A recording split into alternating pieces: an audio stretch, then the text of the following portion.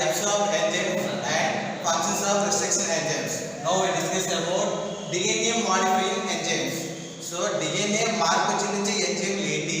So DNA ఏ విధంగా మార్పు చెందుతాయి? Okay, so first discuss about DNA polymerase. So సాధారణ లాస్ట్ లో ఏ సబ్స్టైన్ చెప్తే మనం ఎంజైమ్ ఇస్తాం. Generally is called as enzyme. So DNA polymerase enzyme. Okay, so all living organisms are having DNA polymerase. So జీవించున్న ప్రతి జీవుల యొక్క కణంలోనూ DNA polymerase కనుగొనడం జరుగుతుంది. ఓకే, సో ప్రతి కణంలో కూడా మనకి DNA polymerase అని కనుగొనడం జరుగుతుంది. Next, a single cell contain several different polymerase. So ఒకే ఒక కణం చూసుకున్నట్టే ప్రతి కణంలోనే అనేక రకాలైన polymerase ఎంజైమ్లు కనుగొనడం జరుగుతుంది. అంటే ఒక కణంలో ఒకే polymerase ఉండదు, ఒక కణంలో మనకి ఇన్ని రకాలైన polymerase ఎంజైమ్లు కనుగొనడం జరుగుతుంది. Next, this include complex ones which replicate the DNA during cell division to simple ones. So ఈ DNA polymerase వల్ల ఉపయోగం ఏంటి? సేమ్ ఫంక్షన్ ఉంది దీని. సో DNA polymerase అనేది ఏం చెప్తున్నారంటే it is a replication of DNA. So replication means increasing number of DNAs. So ఒక DNA నుంచి మనకు ఒక DNA యొక్క సంఖ్యను పెంచుతూ ఉండాలి. DNA యొక్క సంఖ్యను పెంచడానికి ప్రతికృతి వల్ల జరుగుతుంది. సో ప్రతికృతి జరగడానికి ఏముండాలి? మనకి DNA polymerase అనే ఎంజైమ్ అనేది అవసరం. సో ఈ DNA ప్రతికృతి DNA నెంబర్ ఇంక్రీజ్ ఇప్పుడు జరుగుతుంది. సో డ్యూరింగ్ సెల్ డివిజన్, కణ విభజన. సో కణ విభజన సమయంలో ఒక కణం నుండి రెండు కణాలుగా విడిపోయినప్పుడు సో ఇందులో ఉన్న పదార్థం కూడా మనకి మార్పు జరుగుతుంది. సో అదేవిధంగా DNA కూడా మనకి విడిపోవడానికి సేమ్ అదే రకంగా DNA ఏర్పడడానికి మనకి DNA polymerase అనేది మనకి ఉపయోగపడడం జరుగుతుంది. So DNA polymerase help in the day to day repairing and maintenance of the DNA. So DNA polymerase ఎందుకు ఉపయోగపడుతుంది చెప్తున్నాను మనకి ప్రతిరోజు సో DNAలో ఏర్పడే మార్పులు కానీ వాటిలో రిపేర్లు కానీ ఉంటాయి, మనకి వాటిని పునరుద్ధరించడానికి మనకి ఉపయోగపడడం జరుగుతుంది. సో DNA సీక్వెన్స్ లో ఇప్పుడు ఏం చెప్తున్నాం మనకి CG, AT, TA, CC, GG. So ఈ విధంగా మనం సో ఏదో మనకి సీక్వెన్స్ చెప్పుకుంటాం. So 3-1' to 5-1', 5-1' to 3-1'. సో ఇది మనకి DNA యొక్క స్టాండ్స్. ఓకే, సో స్టాండ్స్ మన DNA polymerase అనే ఎంజైమ్ చూసుకున్నట్లయితే మనకి ఈ బ్లడ్ మీద ఉండడం జరుగుతుంది. polymerase ఎంజైమ్ అంటే రక్తనాళాల మధ్య భాగంలో అంటే సికి ఈకి మధ్యలో ఒక polymerase ఎంజైమ్, అలాగే ఏకి దిక్కు మధ్యలో polymerase. సో ఈ polymerase ఎంజైమ్ వల్ల మనకి ఈ యొక్క వరుస క్రమాల మధ్య భాగంలో ఉండడం జరుగుతుంది. సో ఎందుకు ఉపయోగపడుతుంది? కనెక్షన్ సమయంలో DNA ప్రతికృతి చెందాక అంటే ఒక రూపం నుంచి ఇంకో రూపాలు ఏర్పడడానికి సో DNA అనే రూపంలో మారడం కోసం ఉపయోగపడడం జరుగుతుంది ప్రధానంగా. సో దాంతో పాటు ఏం చేస్తుంది?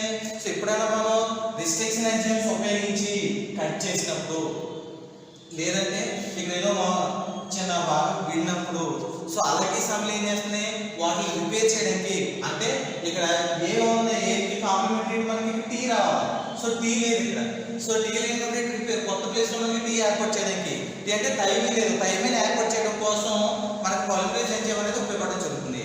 ఓకే, సో అలాగే దీని యొక్క మెయింటెనెన్స్ DNA ఈ పాలిట్రోపిక్ వరుస క్రమంలో మెయింటెనెన్స్ కోసం మనకి polymerase ఎంజైమ్ అనేది మనకి ఉపయోగపడడం జరుగుతుంది. Different kinds of polymerase in different size and shape. So ఇందులో ఎలాంటి polymerase ఎంజైమ్స్ ఉంటాయి? సో అన్ని కణాల్లోనూ అన్ని DNA ఒకే రకమైన polymerase ఎంజైమ్లు అనేవి ఉండవు.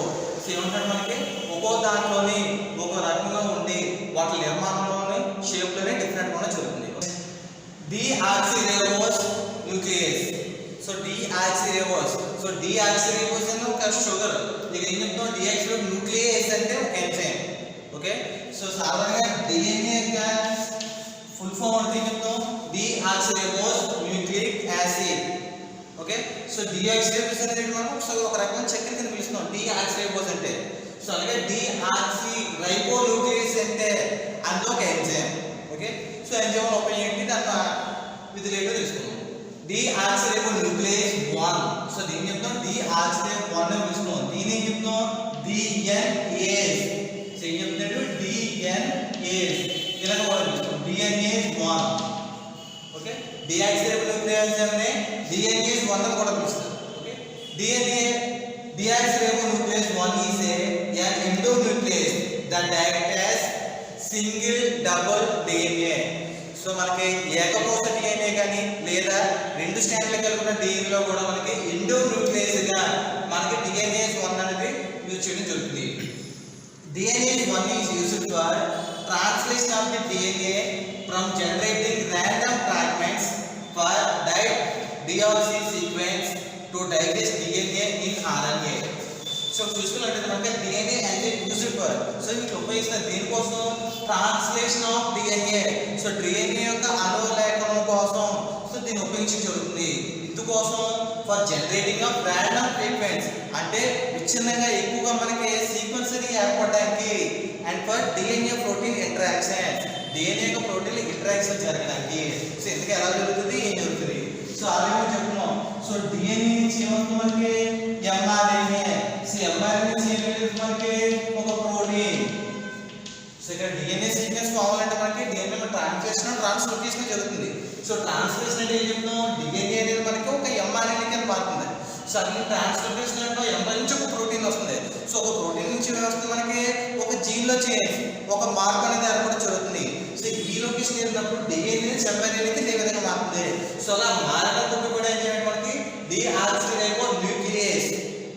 సో ఎంజైమ్ ఏం చేస్తున్నారు మనకి, so it is a translation of the DNA, okay, and for generating new proteins and fragments. ఆ కాబట్టి ఒక ఫ్రాగ్మెంట్స్ అంటే అడినిన్, గ్వానిన్, సైటోసిన్, థైమిన్, ఇట్లా స్ట్రక్చర్ లో మనకి ఫ్రాగ్మెంట్ సీక్వెన్స్ లో కొన్ని చేంజెస్ ఉంటాయి. ఆ చేంజెస్ తీసుకురావడానికి DNA యొక్క నిర్మాణం మార్చడానికి deoxyribonuclease అనే ఎంజైమ్ మనకి ఉపయోగపడడం జరుగుతుంది. And DNA proteins are in reactions. So చివరికి ఏం చెప్తాం మనకి DNA నుంచి ఒక ప్రోటీన్ ఏర్పడడం జరుగుతుంది. Okay, next DNA 1 is 31 kilodalton glycoprotein weight. So ఇక DNA న్యూక్లియస్ చూసుకున్నట్లయితే మనకి దీని యొక్క అనుభారం ఎంత కలిగి ఉంటుంది, మనకి 31 కిలోడాల్టన్ల గ్లైకోప్రోటీన్ల అనుభావం కలిగి ఉండడం జరుగుతుంది. It is usually purified from bovine pancreas as mixture of isoenzymes like A, B, C and T. So ఇక్కడ DNA 1 చూసుకుంటే మనకి 31 కిలోడాల్టన్ల గ్లైకోప్రోటీన్ల అనుభావం కలిగి ఉండడం జరుగుతుంది. సో వీటిని ప్యూరిఫై చేయాలి అంటే DNA ఎంజైమ్ అనేది మనకి ఎంజైమ్ మనం ప్యూరిఫై తీసుకోవడం అంటే జనరల్ అయితే మనకి కామన్ బాడీలో కాబట్టి ఉండడం జరుగుతుంది. కాకపోతే మనకు కొత్తగా చేంజెస్ కావాలంటే మనం బయట నుంచి తీసుకోవాలి. సో బయట నుంచి ఎక్కడ తీసుకుంటాం, ఇట్ ఈస్ ప్యూరిఫైడ్ ఫ్రమ్ బయోబిన్. బయోబిన్ అంటే ఇక్కడ పంది అని పిలుస్తారు. ఓకే, పాలిక్రియస్ అంటే పంది యొక్క కాలేయం నుండి మనం DNA అనేది వేరు చేయడం జరుగుతుంది. సో అందులో చూసుకుంటే ఏముంటుందంటే మిక్స్చర్ ఆఫ్ ఐసో ఎంజైమ్స్, అంటే మనం తీసుకున్న DNA ఇక్కడ deoxyribonuclease DNA 1 ఎంజైమ్ తీసుకున్నా అందులో చెప్తాడు మిక్స్చర్ ఆఫ్ ఐసో ఎంజైమ్, దీని పోలిన కొన్ని ఎంజైమ్ కలిగి ఉండడం జరుగుతుంది. అంటే DNA తో పాటు ఇంకో కొన్ని ఎంజైమ్స్ ఉన్నాయి ఈ మిక్సర్ లో. ఎందుకంటే ఎంజైమ్స్ ఏం చెప్తాడు A, B, C and D. ఆ ఎంజైమ్ పేరు ఏమనుకున్నా A, B, C మరియు D అనే ఒక 4 ఎంజైమ్స్ కూడా జరుగుతుంది. Okay, it is important to note that crude preference of DNA. ఇది ఒక చాలా ఇంపార్టెంట్ అయినా చెప్పడం జరుగుతుంది. ఎందుకని ఇక్కడ ప్రిపరేషన్ చేసినప్పుడు DNA తో పాటు ఇతర పదార్థాలు కలిగి ఉండడం జరుగుతుంది. అందులో DNA వేరు చేయాలి. సో ఏ విధంగా DNA వేరు చేస్తున్నాం, it is removed from preparation by thermal denaturation of 75 degrees temperature with 5 minutes in presence of 5 ml of ECTA. అంటే ఇక్కడ చూసుకుని ఏం చెప్తాడు మన DNA తో పాటు ఇతర మిక్సర్స్ ఉన్నాయి, అందులో కూడా మనకి RNAs కలిగి ఉండడం జరుగుతుందని చెప్తాడు. సో ఈ RNAs అనే DNA వేరు చేశారు. సో వేరు చేయడానికి ఏం చేస్తాం మనం 75 డిగ్రీల ఉష్ణోగ్రత వద్ద, ఓకే 75 డిగ్రీల ఉష్ణోగ్రత 5 నిమిషాల పాటు ఉంచి వేడి సమక్షంలో ఉంచుకుంటున్నాడు. ECTA సమక్షంలో ఉంచడం ద్వారా మనం DNA రేస్ అనే ఎంజైమ్ మనం వేరు చేయడానికి ఉపయోగపడడం జరుగుతుంది. Okay, DNA is one catalase cleavage occurs free preferentially OH- and phosphate type. So చూసుకుంటే మనకి DNA is one catalase cleavage occurs. So ఇక్కడ అవుతుంది OH DNA అనేది మనకి క్లీవేజ్ విధంగా అంటే రెండుగా విడిపోవడం జరుగుతుంది. ఆ విడిపోవడం అనేది చెప్తుంది మనకి హైడ్రాక్సిల్ OH అని అలాగే ఒక సంబంధించిన మనకి ఫాస్ఫేట్ రెండు ప్రాక్టికల్గా రెండు ముక్కల కింద మనకి విడిపోవడం జరుగుతుంది.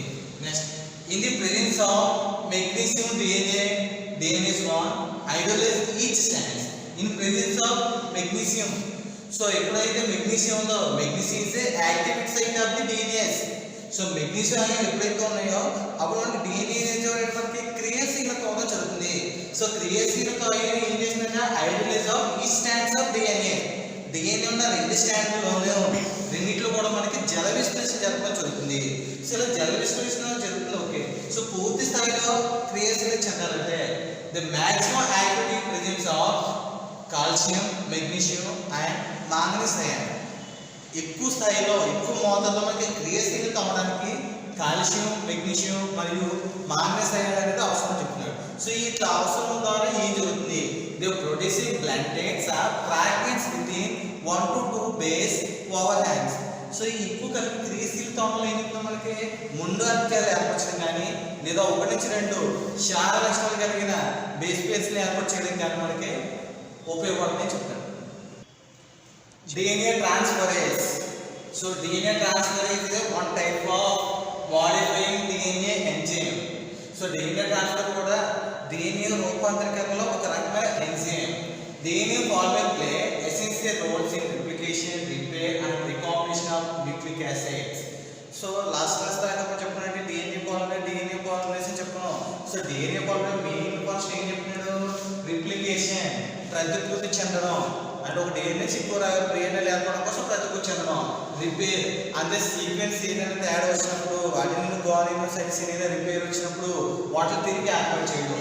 అండ్ నేను చెప్తాను రీకాంబినేషన్ అంటే కొత్త పునఃసంయోజక కొత్త DNA అంతా ఏర్పాటు చేయడం. సిగ్నరీ న్యూక్లిక్ యాసిడ్స్లో ఇవన్నీ మెన్షనల్ ఏం చేసేటప్పటికి polymerase exclusively catalyse mononucleotides into growing primers using DNA or RNA templates. So polymerase అనే ఎంజైమ్ మళ్ళీ ఏం చేస్తున్నాం మనకి catalyse mononucleotides into the growing primers or using in DNA and RNA. So DNA కానీ RNA కానీ చూసుకుంటే ఏం చెప్తాం మనకి 2 స్టాండ్స్ ఉన్నాయని చెప్తాం. సో 2 స్టాండ్స్ ఏం చెప్తాం, వన్ మదర్కి ఒకటి రిలీజ్ అవుతే ఒక కొత్తగా మనకి ఇంకో స్టాండ్ ఏర్పడడం జరుగుతుంది. అంటే 2 స్టాండ్లు ఉన్నాయి, ఫస్ట్ ఒక స్టాండే రావడం ఒక లక్షణం, ఇంకో స్టాండ్ మనం కొత్త స్టాండ్ కూడా ఏర్పాటు చేసుకున్నాం. సో రెండింటిలో జన్యు సమాచారం ఉంటుందా, ఒక దాంట్లో ఉండొచ్చు, ఒక దాంట్లో కాంప్లిమెంటరీ లేకపోవచ్చు. సో ఏదైతే జన్యు సమాచారం కలిగి ఉందో దాని చెప్తాం ప్రైమర్ అని పిలుస్తున్నాం. అంటే టెంప్లెట్ దాని చెప్తాం ప్రైమర్, మోస పలకం అని పిలుస్తున్నాం. అంటే 2 స్టాండ్లో ఒక దాంట్లో మనకి జెనెటిక్ ఇన్ఫర్మేషన్ స్టాండ్ ఇస్తున్నాం, 2 దాని కాంప్లిమెంటరీ మనకి ఏర్పాటు చేసుకుంటుంది. అలాగే కాంప్లిమెంటరీ ఏర్పాటు చేసుకోవడం మనకి DNA పొలిమరేజ్ అనే ఎంజైమ్ మనకి ఉపయోగపడుతుందని చెప్తున్నాడు. DNA polymerase designated to terminal deoxynucleotide transferase, దీన్ని TDT అని పిలుస్తాం. సో తర్వాత ఏం చెప్తామంటే DNA పొలిమరేజ్ ఎలా పడుతుంది మనకి terminal deoxynucleotide transferase TDT అని పిలుస్తాం. ఎందుకు TDT ఏం చేస్తుంది, TDT performing DNA synthesis using of single stranded DNA. So ఇది ఏం చెప్తాం మనకి DNA యొక్క సంశ్లేషణకి మనకి TDT అనేది మనకి ఉపయోగపడడం జరుగుతుంది. The first DNA polymerase observed in mammals. It's a poorly understand catalyst DNA synthesis. మొట్టమొదటిసారిగా DNA polymerase అనే ఎంజైమ్ ని మానవుల్లో గుర్తించినప్పుడు అది ఎటువంటి విధానంగా పనిచేస్తుందో మనం కనుగొనలేదు. DNA సంశ్లేషణ ఏ విధంగా జరుగుతుందని మనం తెలుసుకుంటాం. So well recognized that TDT responsible for random addition of nucleotides to single stranded DNA. So అదే సమయం TDT ఉపయోగించడం ద్వారా సో TDT ఏం చేస్తుంది మనకి వాటి ర్యాండమ్ గా అంటే న్యూక్లియోటైడ్స్ లో ఎక్స్ట్రాగా ఏ విధంగా యాడ్ అవుతున్నాయి ఏ విధంగా చదువుతున్నాం మనకి TDT ద్వారా మనం తెలుసుకోవడం జరిగింది. అండ్ TDT కన్సెప్ట్ 2 ఐసోమరేస్, TDT చూసుకోవడం మనకి 2 సంపరూపాలు కలవడం జరుగుతుంది. సో అందులో ఫస్ట్ ఏం చెప్తాం, షార్ట్ విత్ 509 ఎమినో యాసిడ్స్, ఒకటి మనకు పుట్టిగా ఉండి 509 ఎమినో యాసిడ్స్ ని కలవడం జరుగుతుంది. Another one is long with 529 amino acids, రెండు చూసుకున్నట్లయితే మనకి 509 ఎమినో ఆమ్లాలు కలిగి ఉంటే పొడవైన నిర్మాణం కలవడం జరుగుతుంది. And TDT is elongation of the coding ends with VDCA recombination. So ఈ విధంగా చూసుకుంటే మనకి TDT అంటే మనకి పొడవుగా ఏర్పడి VDCA recombination ఏర్పడడం జరుగుతుంది. So V means variable,